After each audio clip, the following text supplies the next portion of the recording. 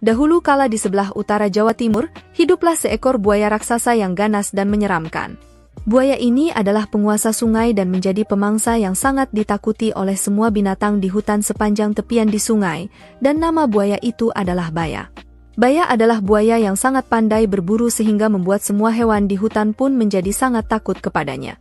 Sungai yang didiami oleh Baya itu bermuara pada sebuah laut yang luas, dan diketahui bahwa di laut itu tinggallah seekor hiu ganas yang bernama Sura.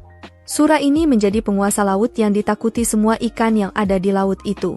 Suatu hari Sura merasa bosan hanya memakan ikan setiap hari, dan karena rasa bosan itu, dia kemudian mencoba pergi ke sungai dengan tujuan untuk memburu kijang di sekitar sungai itu.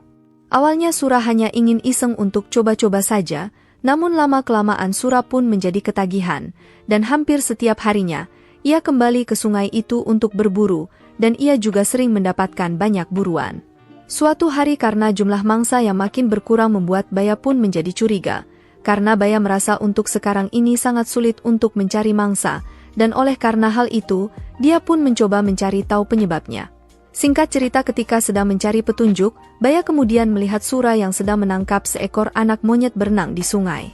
Di sini Baya pun menjadi sangat marah, dan Baya pun langsung menghampiri Sura dan bertanya kepada Sura tentang apa yang dia lakukan di tempat kekuasaannya ini, dan mengapa dia memangsa hewan yang ada di tempat kekuasaannya itu.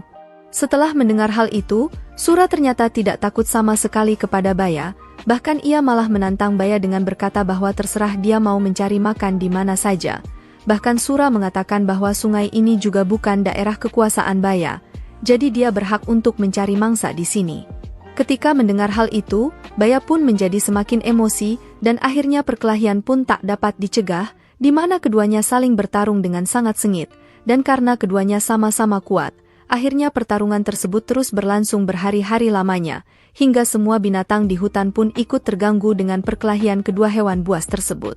Singkat cerita kedua hewan buas itu pun kelelahan, dan dari hasil pertarungan tersebut, masih belum diketahui pemenangnya karena mereka berdua sama-sama kuat.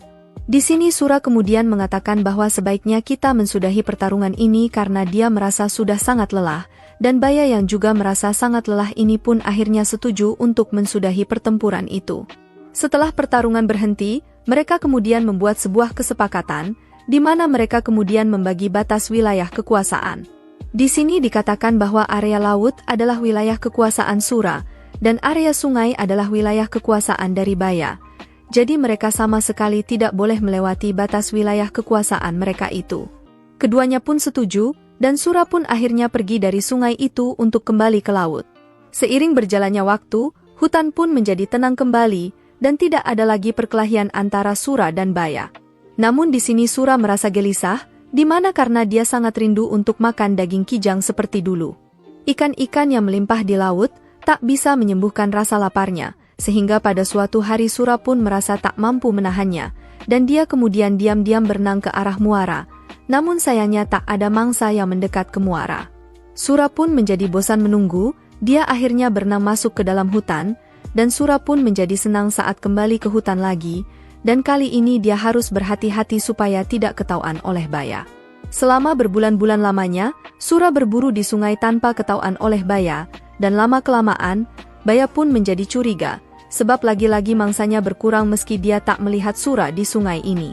Tapi dia yakin ini pasti ulah dari Sura, dan untuk memastikan hal itu, Baya kemudian menyiapkan rencana, di mana Baya dengan sengaja menangkap seekor kijang, untuk diletakkan di pinggir sungai sebagai umpan untuk memancing Sura.